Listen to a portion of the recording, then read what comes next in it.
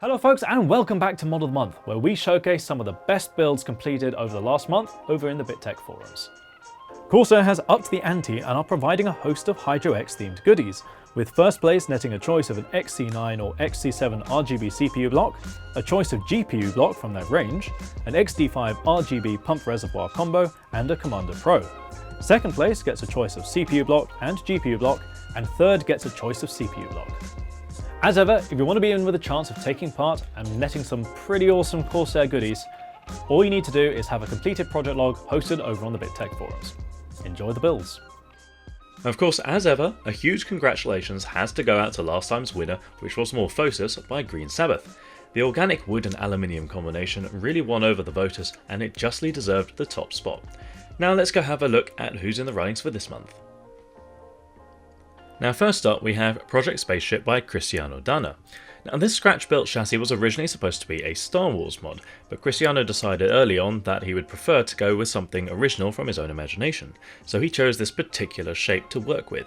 The interior is made from acrylic, which has been cut by hand using a scroll saw, and then has panels bent around it using a heat gun. The interior also features extensive lighting so that it glows through the sort of pearlescent exterior, and the CPU is cooled by a custom loop that loops around the outside. Now the GPU has been placed on the back with a riser cable to sort of resemble thrusters on the ship and that sort of look, and the whole thing really ties well together. Now Iceage by Tech Cave is all about being cool and frosty, and by frosty I do mean it quite literally in this case, because he's used a special paint effect on the outside of the window to make it sort of look crystalline and ice-like. Now this is an interesting effect that I've not actually seen used in this particular manner on a mod before, and I think it's very effective. The inside is then complemented by a full CPU and GPU loop that's incredibly clean, especially with all the cabling and the additional paintwork on items like the GPU to pair it all up with a theme.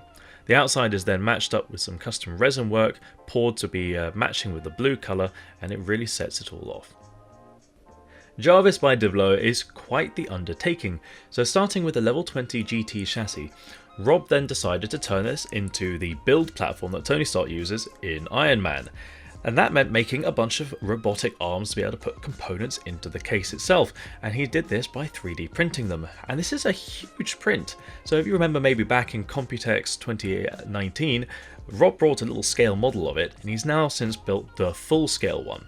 The majority of the case is made out of MDF, and he's cut that by hand to make the shapes of the arms, and then he's used his 3D printer to create all of the interlocking joints and the various parts that go on the outside, which then of course had to be filled, painted, all assembled to match exactly how he wanted it. He's then put the components assembled all around it to make it look as if the case is actually being assembled by the robotic arms themselves. It also features vinyl decal work on the inside and outside, a CPU and GPU custom loop, and of course full ARGB lighting throughout. Sticking with 3D printing, Rin by Forceboat Customs is a novel take on using this process in a mod. Nicholas essentially used his FDM printer to clad both the inside and the outside of his Corsair 280X chassis in brickwork, transforming it into a medieval castle of sorts. Each of these panels was then meticulously finished and painted by hand, and weathered and shading effects added to increase the authenticity. The lighting inside of the mod even helps to emulate the idea of a warm interior to the castle. The cables are then routed through the panels so as to keep things incredibly neat and clean.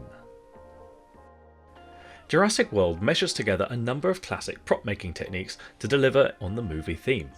Xenotor started by 3D printing fossils, which were then filled and painted to look realistic. These fossils were then placed into a foam wall, which was then sculpted to resemble the surrounding bedrock. The final effect has the mod appear to be buried within the fossil record itself, which is certainly a unique look, that's for sure.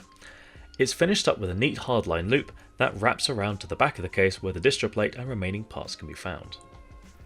Now whilst I think it would be a bit rude to describe canvas as a mullet, it's certainly true that it's business on the front and party on the back.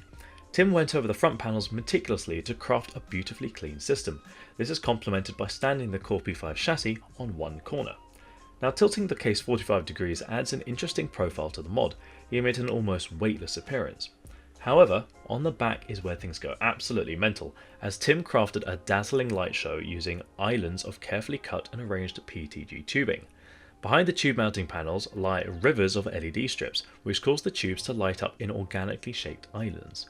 The effect is incredibly striking, with an almost dreamlike landscape being crafted by the flowing tubes. Well, that's all for this month, everybody. I really hope you've enjoyed all the projects, as they were really quite fantastic. Now, February's Mod of the Month video will actually be coming on a little bit sooner now that we're all back into the swing of things also. Remember, if you'd like to be in with a chance of taking part and potentially winning some Corsair Hydro X gear, all you need to do is have a completed project log over in the BitTech forums. But be warned though, we do like to see how the projects go, so we want to have progress. Get in nice and early and show us what you've got. It goes without saying that if you're new to the channel, don't forget to subscribe, as modding really is our jam. We're going to have plenty more project logs, part reviews and tutorials on the way, and you really don't want to miss out. You can also find us over on Facebook, Instagram, Twitter and builds.gg. We're also on Discord, so our server is linked below. Why not pop in and say hi? Take care folks, and I'll catch you next time.